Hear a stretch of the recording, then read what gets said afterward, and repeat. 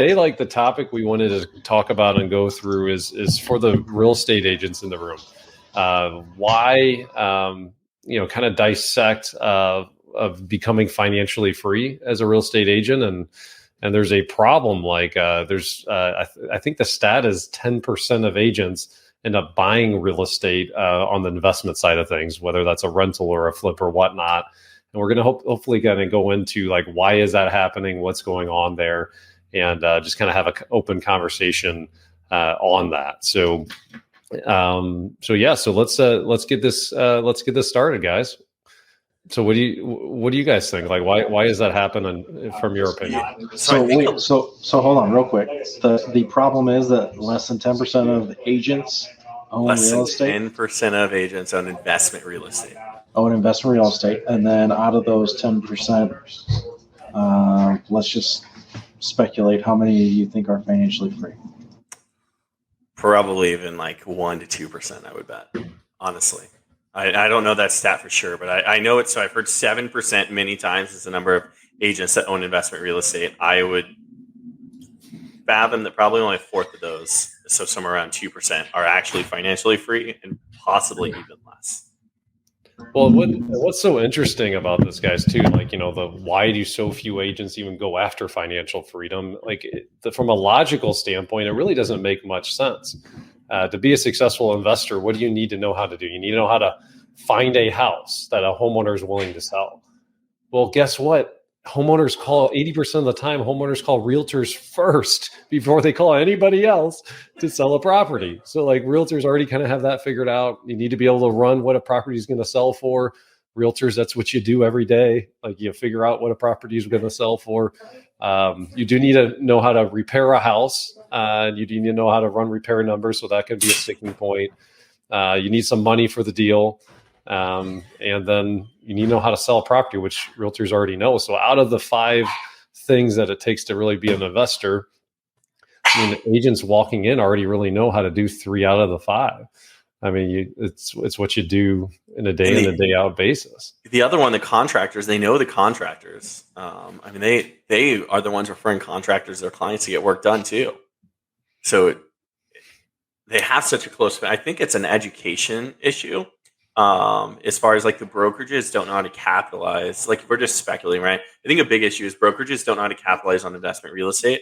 So your brokerages don't teach investment real estate because they're so scared of and this is a scarcity mindset, I think, in the brokerage model that you see is they don't talk about it because they don't make any money when you do it. So there's no reason for them to teach it. And that's actually really scary and really sad, I think. Yeah, why would a brokerage want to do that if they're not going to make money on it? Why would they want you to make $30K on a flip or whatnot? Yeah, I agree with you. Ryan, what do you think, man? Well, so I actually wasn't going to go to my thoughts. I was going to actually ask both of you a question that I think we all know the answer to. However, it's pertinent in this conversation. Of the people who we consider wealthy and or successful, and success is your definition of success is varied. So let's just say the wealthy people. Out of wealthy people, how many of them own investment real estate? So I think it's 90. I could look this up, but it's over 90% of millionaires own investment real estate. It's crazy high, and they all have, and it's even a little bit lower. I think they have 7 streams of income on average or more per million. Yeah, 90%'s the number that sticks in my head as well. Yeah. Okay, so this is kind of scary, but let's just throw it out there. So if you're an agent and you're listening to us right now, which I don't know why you would.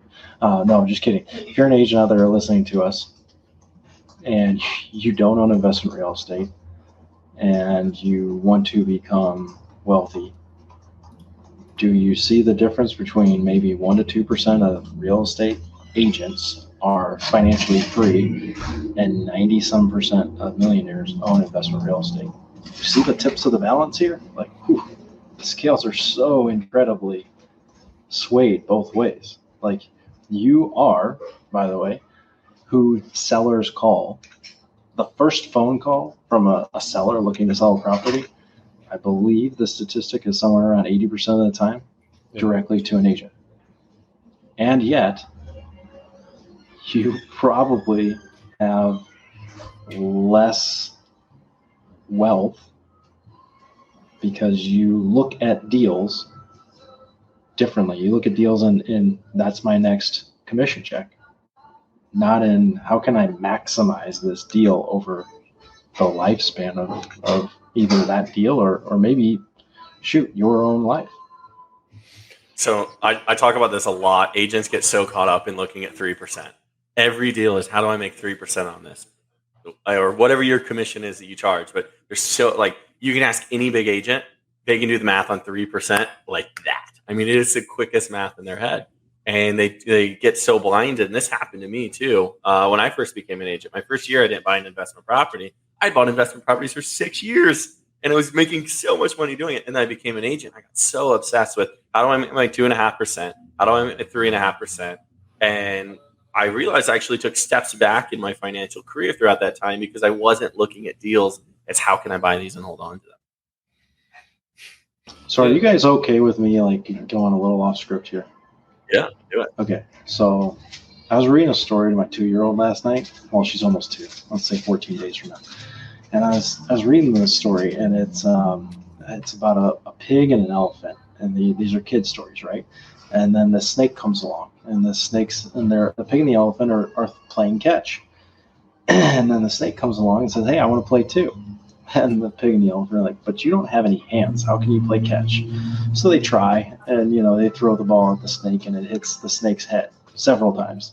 Finally, they're like, "I don't know how we can do it." Well, luckily the pig had an idea. And what they started doing was then they started throwing the snake, the pig, and the elephant. So they just took 3 people or 3 individuals in a tough situation. How do you play catch with a snake that has no arms? And found a way. Well, all we do really here at Three Doors, we look at things slightly differently than other brokerages and agents because we're not agents, right? So we're looking at the same deal you're looking at, just like the pig and the elephant. And we're changing it to we're throwing the snake. We're not trying to hit the snake with the ball. You know what's really interesting? I don't know if you remember this, Ryan, but when I first got my license and I kept telling you, I just like being an agent more. I kept being an agent more. And every time we talked, you're poking at me like, don't stop being an investor. You're an investor for a scale up. And looking back, like, I'm like, dang, I should have took that advice again sooner and went back to the investment game. But it's like, and the reason I say this, guys, is because it happened to me who was already doing it for 6 years. And so there's so many out there that want to do it, and you just don't know you can. So that's why I feel that fear and lack of knowledge is the biggest reason that agents don't. Yeah, so I even got curious. I put a couple posts out on some Facebook groups that have agents from all over the world on, and I said, I'm just curious. For those of you that haven't done a real estate investment deal, why haven't you? And a couple of my buddies sent emojis from like SNL where they're just like all like afraid and upset. And fear was, it's not like a logical thing. I think like one of the first common themes was just that. It was just the fear of putting money into something and losing money, partnering with the right contractor, having the contractors mess things up. I feel like I should have more in savings. Don't have the capital, fear and time. So like there was a lot of trends here from what people kind of responded back hearing that. And do you need capital in real estate, Joe? So there's 2 parts to this question, right? So like, do you have to have money to make money? No. And money is needed for an investment deal to happen and for money to be made. So tell me more. So it doesn't necessarily have to be your money, right? Like it can be a partner's money. So that's one of the things we do at Three Doors is we pay for a lot of these deals for our agents and their clients. We have a funding division, but so I mean, it really and that's the first rental I bought. I couldn't afford to buy a house, and I talked my parents into going in and being my funding partner, and I was the sweat guy. I found it, I managed it, I did everything, and we still own the property today, like 15 years later. It's been one of the best deals we've ever bought. So we have 3 agents on our Illinois team alone that are finishing their first year of real estate, and all 3 of them are going to make more money on their flip than they did their first year selling real estate off of one deal. Well, so talk more about that, Caleb, because I mean, some of these deals just happened. So Correct. the deal with Mariva, we got under contract to sell, and then that fell through. Now, where's it stand? And just talk a little bit more about that one. Yeah, so Mariva, well, I can tell the full story. It was a lead that Mariva got. So Mariva looked at this house. It was completely trashed. I mean, it had a foot of trash throughout the entire house. And Mariva went to the lady and said, you have to clean this out before you can list it. And the lady said, I don't want to do showings. This was when COVID had spiked back up for Omicron back in December. And she's like, I don't want to do showings. I don't want to clean my house. I just want a cash offer. So Mariva brought me in. I walked the deal with her, looked over the numbers, explained all the numbers to Mariva, how much it would cost, and talked to the client about what we had to pay. So at first we were a little different. We had about $10,000 or $15,000 difference in what she wanted versus what we could pay. And I just told her, I'm sorry. And once we explained to the client that this was a net offer with no fees, we weren't charging commissions, we were going to pay her closing costs, then it started to look really nice to her and she understood why it was valuable. And we went with a flexible closing date. She could live in the house for a couple weeks after to move. And then we were going to clean the house out for her. So we were able to get a really great win-win for our client. She bought a beautiful house with the cash that she got from her property that she didn't need to do any work on, and her kids could live in, and it was habitable. We brought our contractors in, got the house rehab, got it under contract. Our first initial contract, we were going to make somewhere around $100,000 on this deal. And Mariva is going to make a substantial amount of that money. Our second contract, we're back under now for. She's still going to make a substantial. It's about 20 grand, might be 30 less. I would have to look at the exact numbers. I haven't looked at it since it went back under because I trusted Mariva to handle that. Our next deal, she's still going to make more than she made selling real estate her first year in real estate. And to me, like with Mariva just finished her first year in March, and if it is either listing, it's by May 4th. May the 4th be with you, by the way. Star Wars Day. Star Wars Day. So she just finished her first year in real estate. I think this deal closes here in a couple of weeks. And her profit on this deal is more than she made last year selling real estate. All right, so agents who are listening, okay, let's let them know a little bit more about Mariva so that they're like, maybe she did one or two deals in her first year. So clearly, yeah, she's going to make more on this rehab. Mariva closed.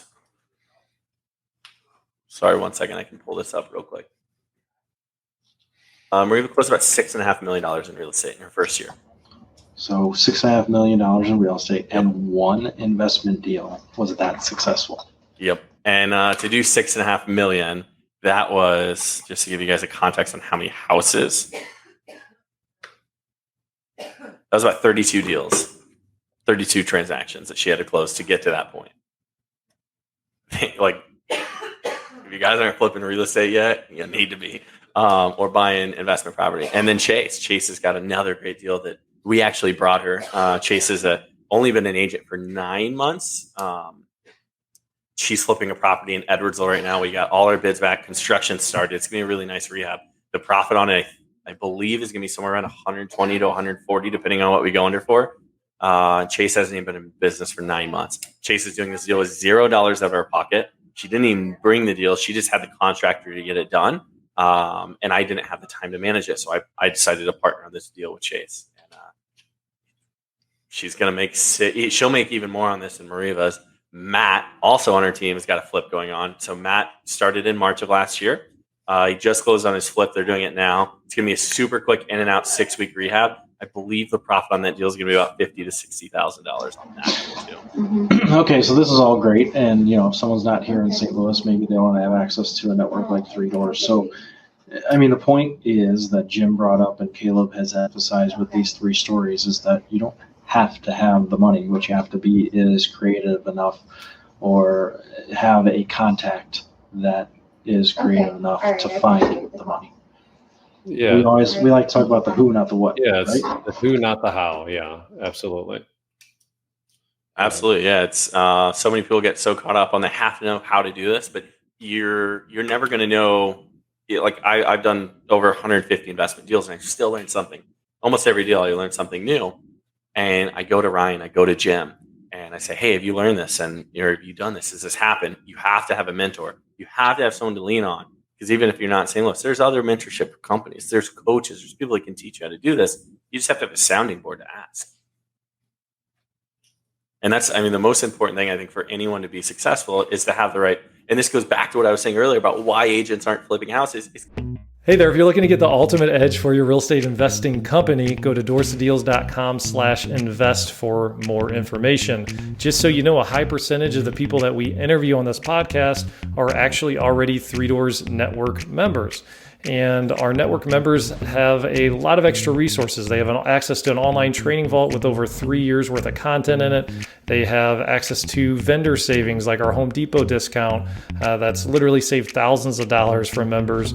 And we have a weekly group coaching call, and we have a lot of other great things as well as part of the Three Doors Network. So make sure that you check it out on doorstodeals.com/invest.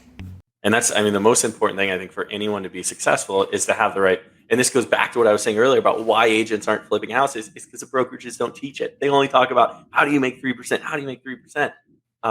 If you guys go to someone and have someone mentor you in the investment space, or join a team in the investment space, or, you know, I'm not so much big about paying for coaching programs. I would rather, you know, pay a mentor, get someone like that on your side and on your team, and you're going to be able to grow at a way faster pace.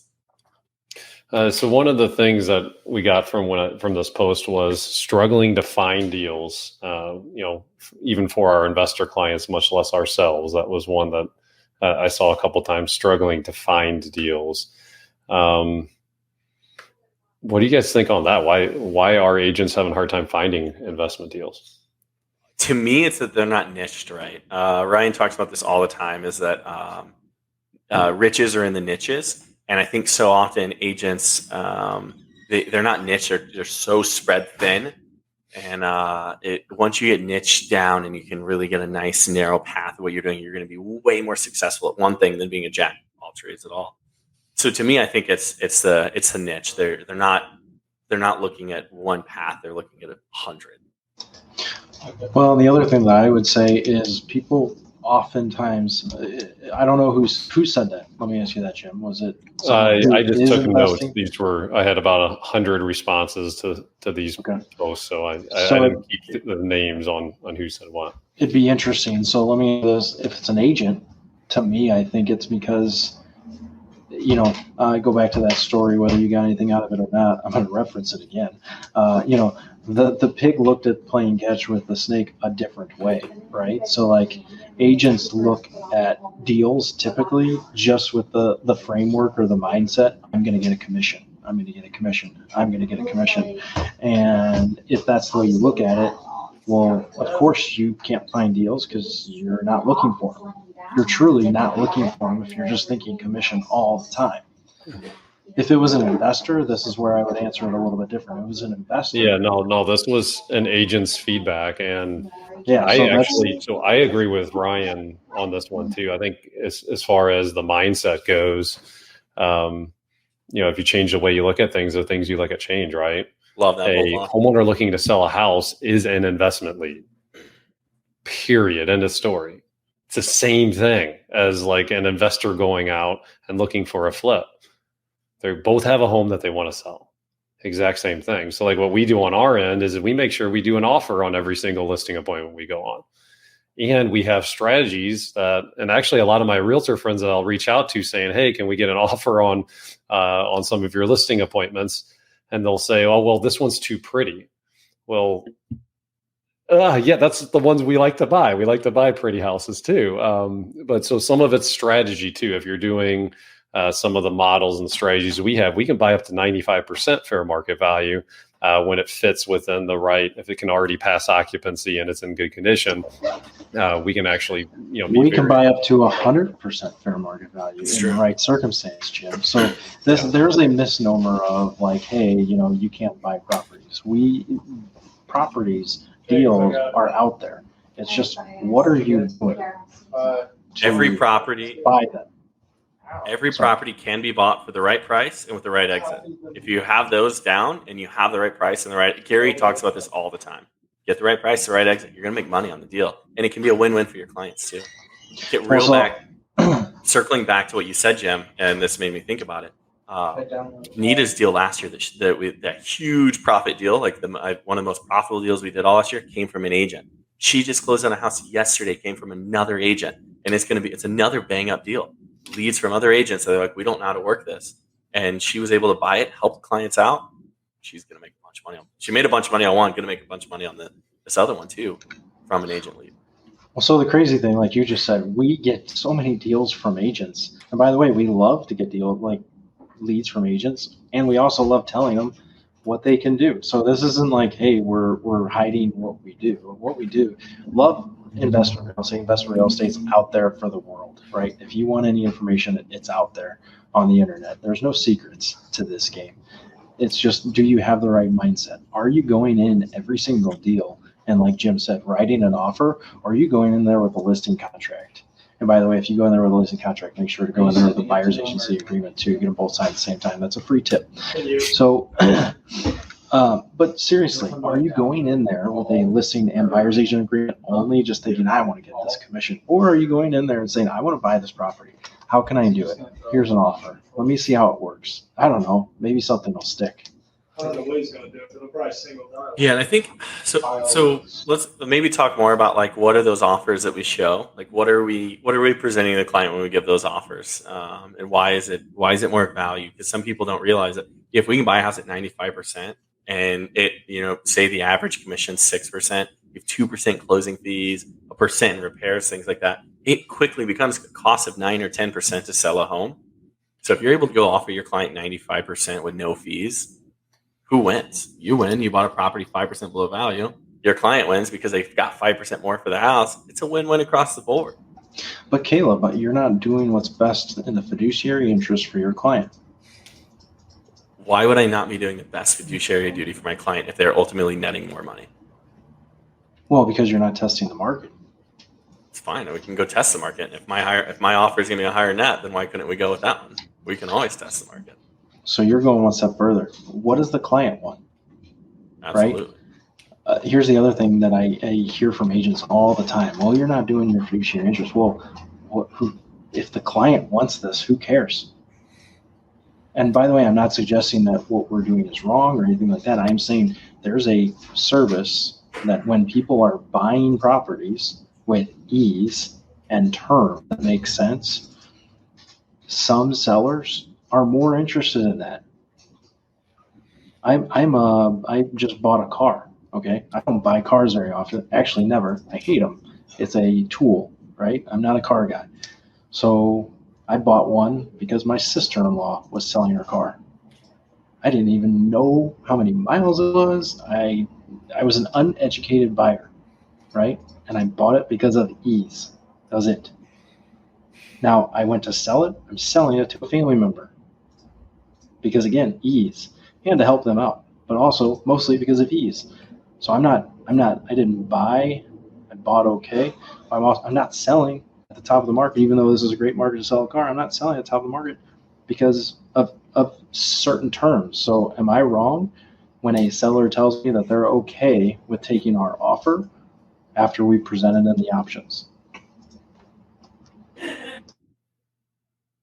I don't believe so. No, I mean, to me, the way I look at fiduciary duty is doing what's best for your client. If your client feels what's best for them is an easy close, absolutely, that's best. There's a lot of people. Sorry, I was shaking my camera like crazy there. There's a lot of people that they don't want 30 people in their house. They don't want. Trust me, if I sold my home right now, and I live in it, I promise you, I'm not getting 70 people. I would get 70 people through it. I would not want that. That would be miserable. You don't get to live at your home for 3 days. Heck no. I'm going to bring a buyer directly to my house and not list it is what I would do. You'd go out of town for 3 days. Let's get real. Okay. You're probably right there too. I might have to go take a little trip, but. So what do we feel? What are the other things? So we talked about fear. We talked about not knowing. What are some of the reasons why agents aren't buying investment property?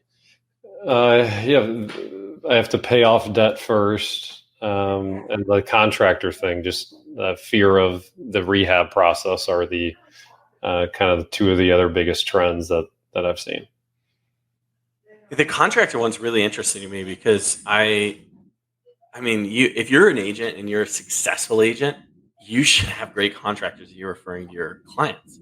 Like you're the first person they call to get all those referrals. So if you haven't gotten good good partnerships there, it's time to go network, because you need to do a better service to give your clients a better contractor. And then once you build that relationship, it's so easy to go walk through that property with them. I think it's really important, though, we don't skip over this fact that not everyone is really currently, doesn't mean they can't grow into it, but currently capable of managing a renovation, right? So,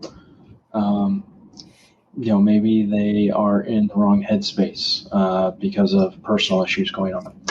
Maybe they don't know how to manage a contractor. There's lots of reasons that people might not be a good fit. That doesn't mean that it would prevent you from doing a renovation. It just means then you need to know who can manage that person. The who, not the how.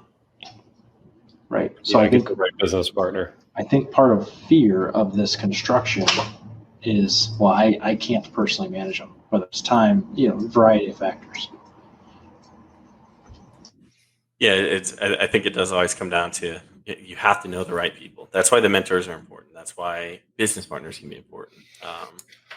Well, and the other element is just calculating the repair numbers. Well, that is, I get that a lot, whether it's a newer investor or agents. As long as you put an inspection period in the contract, then it's time to get your plumbers, get your GCs, get the people out there for the hard bids. And then you can kind of see, well, was I right or not? I thought it was going to be 80,000, but all these bids came in at 110. Okay, well, now it's time you're going to have to do a mutual release, kind of back out of the contract, or maybe they're willing to come down a little bit on their price, right? But like, you can go through the process with the right inspection period.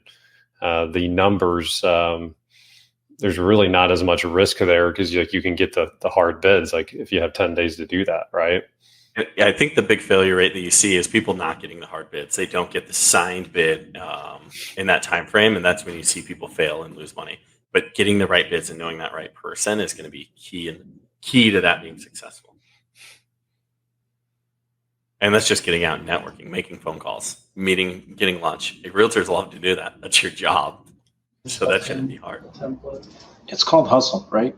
I mean, plain and simple. It's called, it's, we've talked about this, Caleb, recently a lot. It's, let's talk about solutions, and let's not talk about problems. It's interesting and fine, sometimes worthwhile to talk about the problems, because it's therapeutic, and ultimately the problems aren't going to be solved unless we start brainstorming on what can solve it. So being solutions based is the most important. Right. So don't dwell on the problems. With contractors, construction, you're going to have problems. So I would suggest, if you don't deal with change, you don't deal with problems exceptionally well, find someone who does, because I can assure you it's going to come up. Well, and I get I do get this fear thing. Like, I hope we're not coming off as judgmental just because we've done a few thousand of deals or whatever at this point. But it took me, I was really afraid. It took me 18 months to complete my first investment deal. So, I know as well as anybody, how scary it can be to kind of get it out of your comfort zone and to get into. I think Ryan and Caleb are kind of in the other boat where they just go out and do it, just kind of get it done. But I was in the analysis paralysis kind of mode. You also did do exactly what we're talking about. You found a business partner to do it with. So you alleviated, even if you don't need it, like I got the talent, I got the time. We call the 3 T's, time, talent, treasure. If you got all 3 T's, which you probably don't because it's a misnomer or not often seen, even if you don't need it, maybe it's just a fear of what is out there will alleviate it if you bring in a business partner and do it together. That's exactly what you did. You can mitigate the risk that way. Correct. Yeah. You had everything you needed at that time, and you still brought Derek in. Well, and I didn't know how to find a deal, and Ryan brought me the deal, and I didn't know how to do the construction because, quite honestly, like, people assume with all the flips we've done over the years, I know construction. I don't. I barely know how to hold a screwdriver, guys. Hey, tell them about your old house. no, I'm not going to do that, but I almost burnt it down. Okay. So I am the only handy person. like, in the I three don't here. understand. Like that's not in my skill set. But what I did do is I got LeVinson. If LeVinson's listening in, I'm still friends with him today. He was one of the first contractors I worked on. I found a contractor that just had a really kind heart. He knew I didn't know what the heck I was talking about, but he was just a nice human being, and he took care of me. And yeah, you just have to kind of get the right people around you. And I think honestly, like when I look at so Matt and Chase, they both have flips going on. They're agents on our team. I look at some of like the team members and what they're doing today. Like when you get in that right environment, whether it's 3 doors or not, like just get the right people around you. It's When you contagious. get in that right environment, your life can change. Yeah, success is so contagious, and being around. There's saying rising tides bring up all ships. When you are with people who are winning at a high level, it just brings you up. There's this thing going around on Facebook right now, and it's like, I didn't know making $20K a month was possible until I started hanging out with people making $20K a day. And I'm sure a lot of you guys who are my age on Facebook keep seeing this. It's getting shared. And people are like, there's no way people make $20K a day. Well, there's people to do it. There's people every day that do it. And once you get around them and you start having those conversations, it starts making your brain think differently, because your environment is who you are, your product and your environment. I think the last reason that we've kind of talked about is time. And that goes into holding real estate and flipping real estate. And what people think about too much is, I don't have enough time. Well, leverage is really, really important.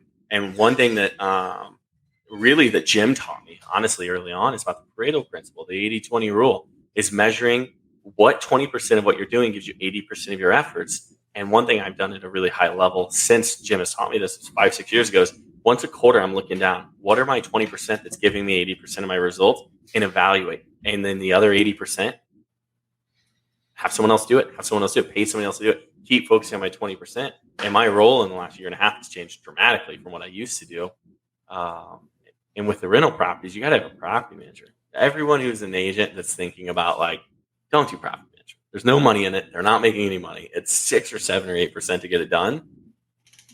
Have somebody else do that. Don't do that. It's going to take way too much of your time. Property management's a tough business. Yeah. Adam, thank you for everything you do. Yeah, Adam, Adam, and all the other property managers, thank you so much. That is a tough business. There's weekends, there's nights. Hire someone to do the work you guys don't want to do. Focus on what you're best at, what you're passionate about, and you're going to be so successful. All right, guys, that's a wrap. For more information on what we can do for you, go to doorstodeals.com/091. Agents looking to level up your investing game, or really even get into it and build long-term wealth, we have financial freedom tools available for you. We also have cash available for you if you want to do a flip and your clients need to do some flips as well, and you live and work in that St. Louis area. So we're here to help you. Make sure you check us out and reach out to us, and we'll see what we can do. So go out, live your purpose, and above all else, go after your dreams. Till next time. Thanks for tuning into this show. For more episodes and resources that will unlock doors to deals, check out our website, doorstodeals.com.